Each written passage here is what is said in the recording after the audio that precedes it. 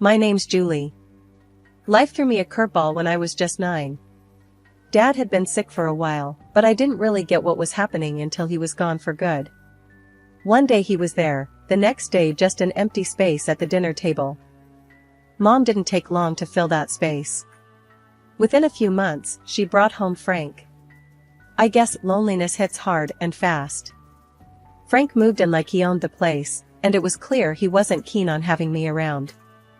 Julie, this is Frank. Frank, this is my daughter, Julie. Mom introduced us the day he moved in. His look was cold, like he'd rather be anywhere else, but here looking at me.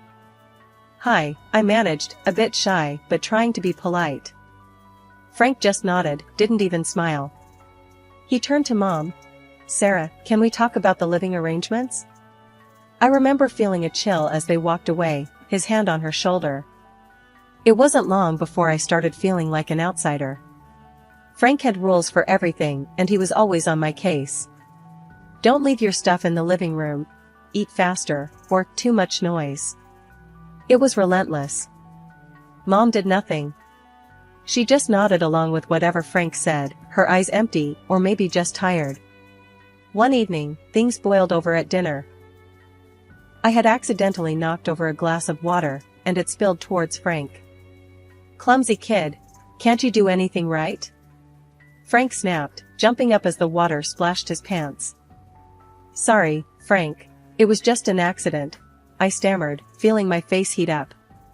Sorry doesn't clean up messes, Julie. Be more careful, he scolded, his voice raised more than necessary. Mom just sat there, dabbing her mouth with a napkin, silent. I looked at her, hoping she'd say something, anything in my defense. But nothing came. After dinner, I heard them arguing in their room. Frank's voice was loud and harsh. Sarah, that kid of yours needs to shape up. I'm not gonna live in chaos just because you're used to it. Mom's reply was soft, but I caught bits of it. Frank, please. She's just a child. She's still adjusting. Adjusting? It's been months. I'm telling you, if things don't change. I didn't hear the rest, but I didn't need to. The message was clear. Frank wanted me out of the way, and Mom wasn't fighting too hard against the idea. The next few months were just as tough. Frank's complaints were a daily soundtrack, and Mom's silence grew heavier. I was walking on eggshells, trying not to make a sound, disappear if I could. But you can't disappear in your own home, can you? Even a 9-year-old knows that much. Life at home got trickier when Mom told us she was expecting. Frank already had his hands full just tolerating me, and the news didn't exactly make him jump for joy. He was silent for a long minute before he spoke, and when he did, his words were clipped and cold. Well, that's just great, Sarah. Just what we needed, he said, his tone dripping with something that sounded a lot like sarcasm. Mom just smiled, a bit too weakly. It's a blessing, Frank. You'll see. A fresh start for us. I remember feeling a mix of excitement and dread. A little brother or sister seemed like a dream, someone new to connect with, but with Frank's mood swings, I wasn't so sure. Months flew by, and the baby finally arrived. It was a girl, and they named her Anna. I was thrilled. She was tiny, and when I first saw her, all wrapped up in her pink blanket, my heart melted. I thought having Anna around might make things better, even make Frank soften up a bit. Holding Anna felt magical. She was so small, her tiny fingers grasping at nothing. Hey there, Anna. I'm your big sister, Julie. I'm gonna take good care of you, I whispered, promising silently to be there for her, no matter what. But the magic didn't last. Bringing Anna home changed the dynamics again. Frank was fussier than ever, especially about money. One night, about a week after Anna came home, I overheard him talking to Mom in the kitchen. His voice was harsh, louder than it needed to be. More expenses, Sarah. Diapers, formula, God knows what else. And what about Julie? She's not even mine, and I'm footing the bill for her too? Mom's voice was a quiet murmur. Frank, please, she's just a child. We can manage. Things will settle down. It's not just about managing, Sarah. It's about priorities. We need to think about our family now. Our real family. I knew what that meant. I wasn't real family. The sting of those words hit me hard. I slid down the wall, by my door, hugging my knees, trying not to cry. The final straw came when Frank sat us down in the living room one evening, his face serious, his eyes avoiding mine. Sarah, we need to think about the future. Julie's getting older, and expenses are piling up. Maybe it's time she went to live with her Aunt Claire. I felt like I'd been punched in the gut. Sent away? Just like that? Mom finally spoke, looking at me, her eyes sad. Julie, honey, it might not be so bad. Aunt Claire has a nice house, and you'll be well taken care of. But Mom, I don't want to go. I want to stay here with you and Anna. The room went silent. Frank's next words were cold and final. It's decided then. I'll call Claire in the morning. Moving in with Aunt Claire was like stepping into a different world. Her house was big, clean, and always silent. Too silent for comfort. The first day I arrived, she laid down her laws like we were setting terms for a peace treaty after a long war. You'll follow my rules under my roof, Julie. No nonsense, no mess, no backtalk, she declared as she led me through the hall to what would be my room. The room was plain, with bare walls and a single bed against the corner. It felt nothing like home. I nodded, too tired and too upset to argue. Homework right after school, chores before dinner, and lights out by 9. I won't tolerate any laziness or sloppiness, you hear? Aunt Claire continued, her voice firm. Yes, Aunt Claire, I responded, my voice a whisper. Speak up when you're spoken to. Let's have no mumbling here, she snapped. I quickly corrected my tone. Yes, Aunt Claire, I understand. The days that followed blended into each other, each as strict and unforgiving as the last. Aunt Claire was tough, tougher than anyone I'd ever known. She had a way of making simple conversations feel like interrogations. Homework was a battlefield too. If I got a B instead of an A, Aunt Claire had words that stung sharper than any I'd heard before. You can do better than this. Your laziness won't fly here, she'd scold, even though I'd spent hours poring over books. The worst was how she reminded me of my mom's decision to send me away. If I dared to talk back or ask for less criticism, she'd retort sharply, no wonder your mom sent you here. You need discipline you obviously weren't getting. Those words hurt. They always did. They made me feel unwanted, unloved, like I was just another problem Mom had to solve by shipping me off. Days turned into weeks, and weeks into months. I learned to keep my head down, do as told, and speak only when necessary. Aunt Claire had no patience for tears or complaints, and I had no energy left to fight. It's for your own good, she'd often say after a particularly harsh scolding, as if the sting of her words was supposed to mold me into someone better. I wasn't sure who that better person was supposed to be. All I knew was I was getting really good at being alone, at being quiet, at not being a problem. Because in Aunt Claire's house, not being a problem was the best thing you could be. Living with Aunt Claire was suffocating, and I found myself missing my mom more each day, even though I knew she had let me go without much of a fight. One afternoon, the longing got too much. Aunt Claire was out, probably at her bridge club, and I knew I had a couple of hours at least. Her phone was always left on the kitchen counter, charging next to the fruit bowl. It seemed like my only link back to my old life. I hesitated for a minute before I picked it up. Dialing my mom's number was muscle memory. I hadn't forgotten it, maybe I never would. My heart was racing as I heard the phone ring. Once, twice, then her voice. Hello? Mom? It's me, Julie. There was a pause, a breath maybe, then, Julie, why are you calling? I swallowed hard, my throat tight. I just wanted to hear your voice. Another pause, longer this time. Then cold, hard. You shouldn't have called. But Mom. Julie, listen to me. You need to stop this. I can't have you calling me. But why? I miss you, Mom. I miss home. When can I come back? Her voice was flat, emotionless, as if she was discussing the weather. You can't. That's done. Don't call here anymore. I couldn't believe what I was hearing. Mom, please. Just don't, Julie. There's nothing here for you. Goodbye. She hung up, and the line went dead. The silence in the kitchen was deafening. I felt my hands shake as I put the phone back on the charger. The finality in her voice broke something in me. She didn't want me. She really didn't want me anymore. Tears blurred my vision as I stumbled to my room. I closed the door softly, not wanting to make any noise that might hint at my rebellion. I sat on the floor, my back against my bed, and let myself cry.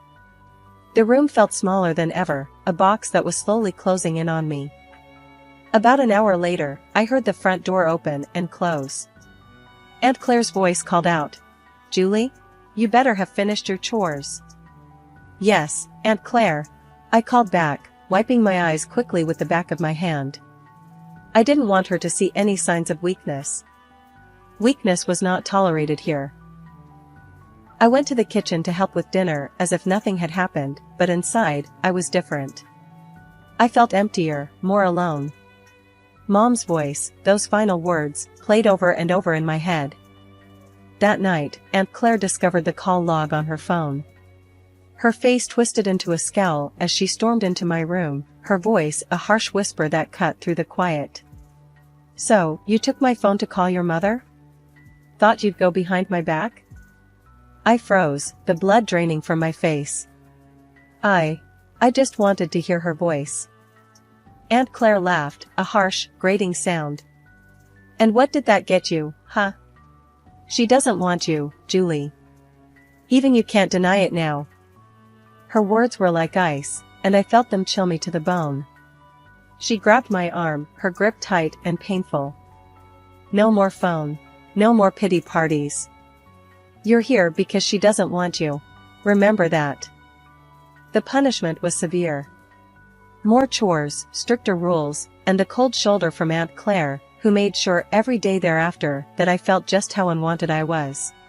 Aunt Claire's house had become a prison, each day dragging, heavier than the last. It was clear I was nothing but a burden to her, a nuisance she tolerated only because she had to. But even that thin thread of obligation snapped one chilly morning a year into my stay. "You're packing your bags today, Julie," Aunt Claire announced over breakfast, her voice stern and final. I stared at her, spoon halfway to my mouth. "What? Why?" "Your mother stopped sending money." "No money, no reason to keep you here," she replied bluntly, sipping her coffee as if we were discussing something as trivial as the weather. I felt a cold dread settle in my stomach. "So, what happens to me now?" She shrugged, a cold, dismissive gesture. "Not my problem. You can go live with your grandmother. If she won't take you, then it's the orphanage." The thought of going to an orphanage terrified me, but the mention of Grandma sparked a tiny flicker of hope. I hadn't seen her since I was little, barely remembered her, but surely she wouldn't turn me away. Packing my bags felt surreal, like I was stripping away layers of my life at Aunt Claire's, each item a reminder of the year I'd lost. Aunt Claire drove me to Grandma's, the car ride silent except for the hum of the engine. We arrived at a modest house, smaller and cozier than Aunt Claire's imposing place. Grandma was waiting at the door, her expression unreadable. "This is Julie, your granddaughter," Aunt Claire said, not bothering with niceties. "I can't keep her anymore. Sarah stopped paying." Grandma looked me over, her eyes sharp, but not unkind. "I see. Come in, Julie." Aunt Claire didn't linger. With a brief nod, she left, her duty discarded as easily as she'd disposed of me. Inside, Grandma's house was warm, filled with the scent of cinnamon and something sweet baking. It felt welcoming, a stark contrast to Aunt Claire's sterile environment. "You'll be staying in the guest room. I suppose we'll need to sort out some more permanent arrangements," Grandma said, leading me down the hall. The guest room was small, with a window overlooking the garden. It felt safe, a word I hadn't associated with a place in a long time. "Thank you, Grandma," I said, my voice low, still unsure of my welcome. She nodded. "We're family, Julie. You belong here more than anywhere else." Over the next few weeks, I adjusted to life with Grandma. It was different. She was strict, but there was a kindness to her rules, a gentleness in her reprimands. "You need to do your chores, Julie. Everyone contributes here," she would remind me, but her tone was patient, not harsh. "Yes, Grandma," I would respond, grateful for her fair approach. Living with Grandma, I began to heal. I found solace in the quiet routine of our days, the peaceful nights, and the steady rhythm of life that was so different from the chaos with Aunt Claire. The months rolled by, and on my 16th birthday, Grandma made a decision that would seal our bond forever.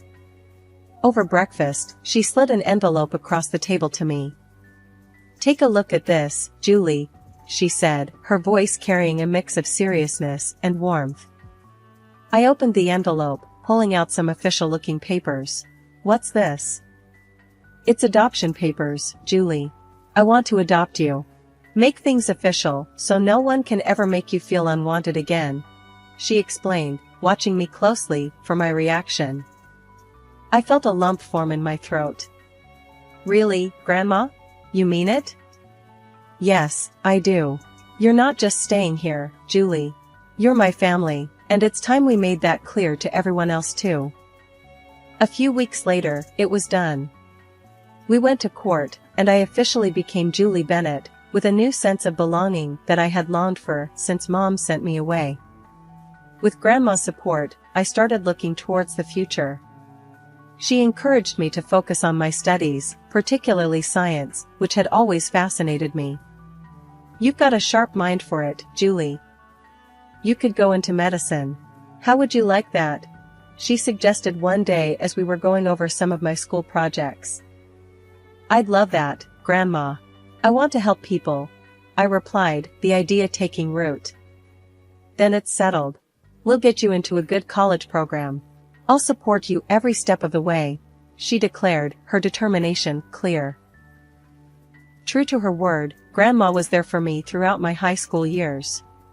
She tutored me in math and science, using her old-school methods that were strict but effective. "You need to understand the basics, Julie. Can't skip the foundation," she'd insist whenever I struggled with complex problems. I graduated with top marks, thanks to her unwavering support. Grandma then helped me navigate the daunting college applications process. When I got accepted into a medical college with a partial scholarship, she was as proud as if she'd received the acceptance herself. "We'll manage the finances. Don't you worry about that," Grandma said when I fretted over the costs. "You focus on your studies. Become the best doctor you can be." Medical school was tough, but fulfilling.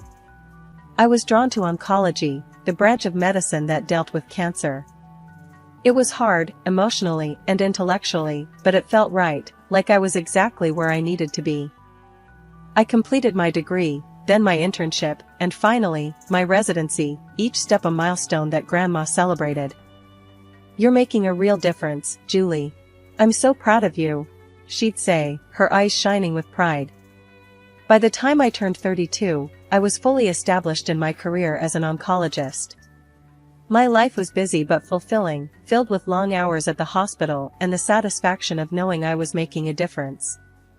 Through it all, Grandma was my anchor, always there to listen and offer advice on tough days. But life, as it often does, threw another curveball my way. Grandma's health, which had been declining, took a turn for the worse. It was swift and unexpected, the kind of decline that leaves you scrambling to catch your breath. I remember coming home one evening, tired after a particularly tough day at the hospital. Grandma was sitting in her favorite armchair, looking out the window. Her voice was weaker when she called me over. "Julie, come sit with me for a bit," she said, patting the chair next to her. I sat down, taking her hand in mine. It felt fragile, like a dried leaf that might crumble under too much pressure. "I'm not going to beat around the bush," she started, her tone serious. "The doctors, they say it's not much time now. We need to talk about things, practical things." The lump in my throat grew, my eyes stung with tears. "Grandma, please." She squeezed my hand, her grip still strong. "No tears now, Julie. We've got things to sort out. You need to be ready." The next few weeks were a blur of doctor's visits, late nights, and legal paperwork. Grandma wanted to ensure everything was in order for me, that there would be no complications with her estate or her wishes. When the end came, it was peaceful. Grandma passed away in her sleep, at home, just as she'd wanted. The emptiness her passing left was palpable, a silence in the house that was too heavy to bear at times. Planning the funeral was hard. I went through her address book, calling relatives and friends. The responses were polite, some even warm, but it became clear that not many would make the effort to come. My heart ached, not just for the loss of Grandma, but for the loneliness of this farewell. The funeral day was quiet, the chapel more empty than not. I stood there, feeling oddly detached as the priest spoke about life, loss, and legacy. It didn't take long after the funeral when the past I thought I'd left behind came knocking at my door. My mother, stepfather, and their daughter, who was now 20 years old, showed up unexpectedly. My mother didn't waste any time. "Julie, you need to share the inheritance your grandmother left you," she demanded, her tone entitled. I stared at them, disbelief mixing with anger. "You left me, remember? 20 years ago, you decided I was too much of a burden." My mother's face twisted into a sneer. "Ungrateful girl. Now you're a rich doctor with an inheritance. You owe us." I laughed, the sound bitter. "Grandma adopted me. Legally, you're nothing to me now." The shock on her face was almost comical. My stepfather, ever the bully, leaned in. "You're going to regret this, Julie." As they left, I slammed the door behind them, the click of the lock sounding unusually satisfying. Standing there, my back against the door, I felt a mix of relief and renewed determination. A few days after their first visit, I was at work when I got a call from a neighbor. "Julie, it looks like your family's at your house again. They've been bringing in furniture, looks like they're moving in or something." When I pulled into the driveway, the sight of their car parked out front made my stomach churn. I walked in to find my mother, stepfather, and stepsister unpacking boxes in the living room, acting as if they owned the place. "What are you doing?" I demanded, trying to keep my voice steady. My mother turned around, feigning surprise. "Oh, Julie. We're just settling in. After all, this is family property." "No, it's not. This is my house, legally left to me by Grandma. You need to leave. Now." My stepfather stepped forward, a smirk on his face. "Make us. We're family, and we deserve a part of this house." I could feel the rage bubbling inside me. "You haven't been family for over 20 years. You can't just come here and claim what's mine." My stepsister, watching from the side, finally piped up. "Come on, Julie, don't be so heartless. We're just asking for what's fair." "Fair?" I laughed, the sound sharp and bitter. "What's fair about abandoning a child? What's fair about only showing up when you think there's money to be had?" They had no answers, just scowls and muttered curses. "I'm calling the police," I declared, pulling out my phone. My mother tried to stop me. "You'll regret this, Julie. I've regretted knowing you for years. This is nothing new." I shot back as I dialed 911. The police arrived quickly. I explained the situation, showing them the legal documents proving my ownership of the house and Grandma's will. The officers were firm. "You need to leave," one of them told my mother and stepfather. "This property doesn't belong to you, and if you don't comply, you'll be removed forcibly." My stepfather glared at me, his anger clear, but there was nothing he could do. "This isn't over, Julie," he threatened as they gathered their things. "Oh, but it is," I replied, my tone cold and final. After they were gone, I walked through the house, through Grandma's house. Each room was filled with memories, each corner a testament to her love and the life she had built here, a life she had fought to pass on to me.